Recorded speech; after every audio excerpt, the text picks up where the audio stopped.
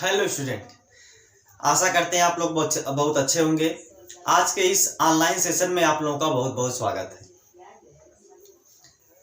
आज हम लोग पढ़ने वाले हैं कक्षा 11 की केमिस्ट्री।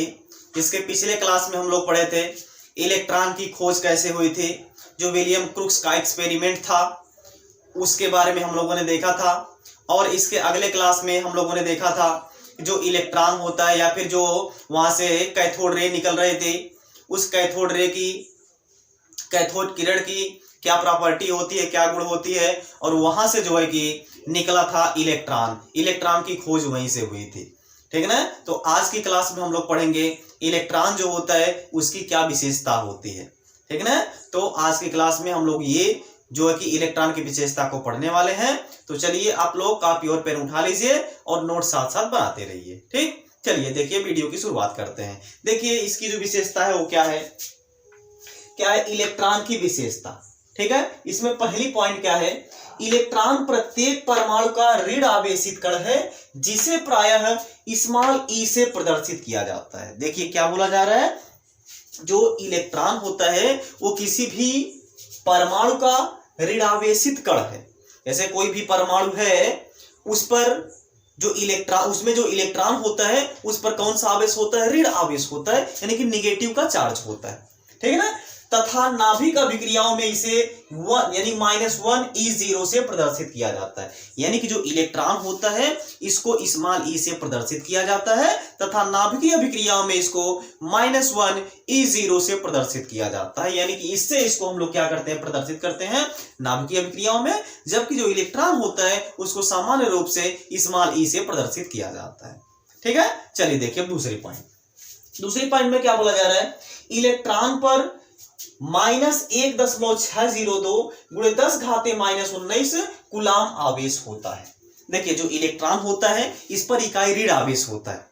जो इलेक्ट्रॉन होता है इस पर इकाई ऋण आवेश होता है और ये आवेश कितना होता है, 1.6025 क्या है, सॉरी 1.602 × 10⁻⁻19 कूलाम होता है।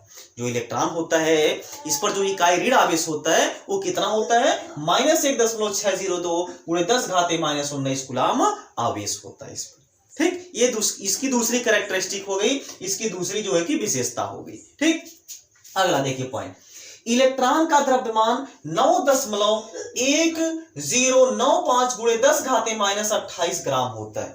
यानी जो इलेक्ट्रॉन होता है इसका द्रव्यमान कितना होता है, 9.1095 × 10⁻28 ग्राम। ये जो इलेक्ट्रॉन होता है उसका द्रव्यमान होता है, क्लियर। अगले पॉइंट देखिए, इलेक्ट्रॉन की त्रिज्या 2.8 × 10⁻13 सेंटीमीटर होती है। जो इलेक्ट्रॉन है इसकी त्रिज्या कितनी होती है कि 2.8 × 10⁻13 सेंटीमीटर होती है। बात समझ में आ गई।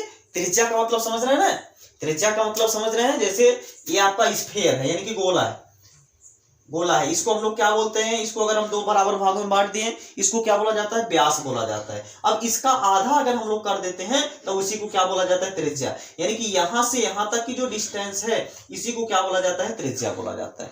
तो ये जो इलेक्ट्रॉन होता है इसकी त्रिज्या यानी कि ये जो होता है इसकी त्रिज्या, इसका मान कितना होता है, 2.8 × 10⁻13 सेंटीमीटर होता है। बात समझ में आ गई। अगली पॉइंट देखिए, अगली पॉइंट यहाँ पे क्या बोला जा रहा है, किसी परमाणु के धन आयन में परिवर्तित होने पर इलेक्ट्रॉनों की संख्या कम हो जाती है। यानी कि जैसे कोई परमाणु है वो अगर धन आवेश में परिवर्तित हो रहा है, मतलब कि अगर वह पॉजिटिव आयन में कन्वर्ट हो रहा है तो उसमें क्या होता है, इलेक्ट्रॉन की कमी हो जाती है। अगर कोई भी परमाणु धनावेश में कन्वर्ट होता है, धनावेश में परिवर्तित होता है तो उसमें इलेक्ट्रॉनों की संख्या हमेशा क्या हो जाएगी, कमी हो जाएगी, ठीक है ना। देखिए कैसे, इसको आप जरा स्क्रीनशॉट ले लीजिए, इसके बाद हम इसको मिटाएं। हो गया।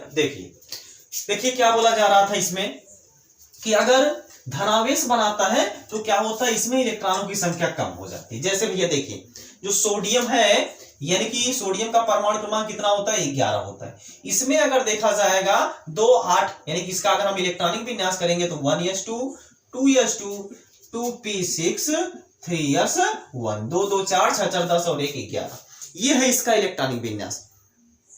अब देखिए अगर यह धन आयन में कन्वर्ट होगा यानी कि यही इलेक्ट्रॉन यह क्या करेगा, निकालेगा, यानी कि अगर यह Na+ बनाएगा तब ये देखिए क्या हो जाएगा इसका इलेक्ट्रॉनिक विन्यास 1s2 2s2 और 2p6 बचेगा। चूंकि यानी प्लस बनाया है तो यह एक इलेक्ट्रॉन क्या कर देगा, निकाल देगा।